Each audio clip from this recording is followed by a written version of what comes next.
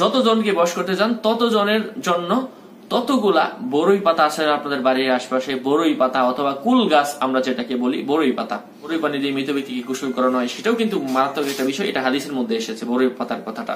আপনি যতজনকে বশ করতে চান বড়ই পাতা নিবেন, ওই বড়ই পাতার উপরে কলম দিয়ে বাংলায় যতজনকে বশ করতে চান ততজনের নাম ওই বড়ই পাতার উপর লিখবেন।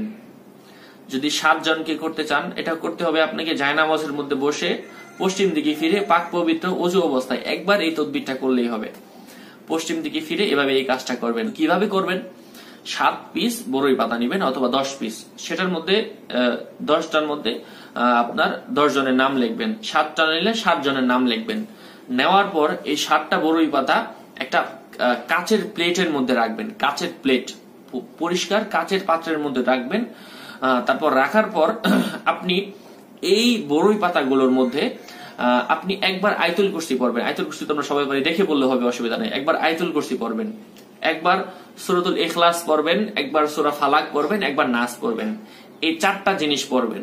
পড়ার পর এই বড়ই পাতার মধ্যে আমরা যে পান খাই না, পান খাওয়ার যে চুন খাই আমরা সাদা সাদা, এই চুনের মধ্য থেকে 7টা অথবা 10টা বড়ই পাতার মধ্যে অল্প অল্প করে 10 বার চুন লাগিয়ে দিব। চুন আবার হাতের মধ্যে একটু মধু নিয়ে এই 7টার মধ্যে অথবা 10টার মধ্যে আবার 10 বার আমরা মধু মিশিয়ে দিব। এই দুইটা জিনিস মিশাবো। তারপর তৃতীয়বার আবার এই 7টা অথবা 10টা বড়ই পাতার মধ্যে 10 বার, আতর পাওয়া যায় না, আতর সেন্ট না পারফিউম না, আতর পাওয়া যায় না বাজারে, এই আতর গুলো হাতের মধ্যে মিশিয়ে এই 7টার মধ্যে অথবা 10টার মধ্যে আতর মিশাবো। সবগুলো মিশানোর পর এই বড়ই পাতাগুলো একসাথে করে এমন কোন মাটির নিচে পুঁতে রাখতে হবে যেটা আর আজীবনেও কেউ খুঁজবে না। কোনো কবরের মধ্যে, কোনো কবরের পাশে, অথবা আপনার বাড়ির আশপাশে, অথবা কোনো বিল্ডিং করতেছে ওই বিল্ডিং এর নিচে, এটা তো আর খোদা হবে না 100 বছর পর্যন্ত।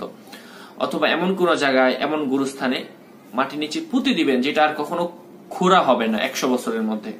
এমন কোন জায়গার মধ্যে যদি পুঁতে দিতে পারেন, ইনশাআল্লাহ যতদিন এই যে আপনি লেখলেন, এটা কিন্তু পোতাগুলো একসময় পচে যাবে, শেষ হয়ে যাবে, কিন্তু এটার যে পাওয়ার, অ্যাকশন, পাক পবিত্র অবস্থায় যখন এই কাজটা করবেন তখন কিন্তু এটার কাজটা অবশ্যই হবে ইনশাআল্লাহ।